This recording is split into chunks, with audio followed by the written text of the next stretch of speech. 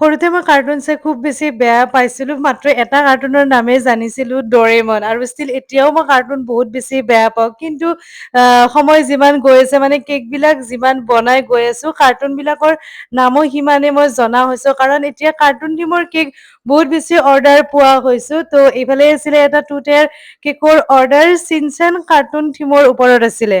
বাৰু যি কি নহওক বাৰু এইকেইদিন মনটো খুবেই বেছি বেয়া। ভিডিঅ'জবিলাক দেখা পাই সঁচাকৈ গা জ্বলি আহি আছে। আৰু এজনী ল'ৰা বা ছোৱালীয়ে নিজৰ জীৱনৰ ২-৩ বছৰ একো কাম নকৰি অকল পঢ়া-শুনা কৰি এটা এক্সামত বহিবলৈকে নিজকে প্ৰস্তুত কৰে আৰু সেই এক্সামটোত গৈ যেতিয়া পেপাৰখন লিক হয় আৰু তাৰ বিৰুদ্ধেই যেতিয়া মাত মাতিবলৈকে ওলাই আহে আৰু আমাৰ পুলিচ প্ৰশাসনে ইমান বেয়াকৈ তেওঁলোকক মানে কি ক'ম আৰু লাঠি চালনা কৰিছে, টিয়াৰ্চ গেছ দিছে, এইবোৰ দেখা পাই সঁচাকৈ বহুত বেছি বেয়া লাগিছে। আৰু মই ভাবোঁ ভাৰতীয় নাগৰিক হিচাপে প্ৰতিজন মানুহৰে এইটো দায়িত্ব যে এই মানে যিটো প্ৰটেষ্ট চলি আছে তাৰ হৈ আপোনালোকে মাত মাতক।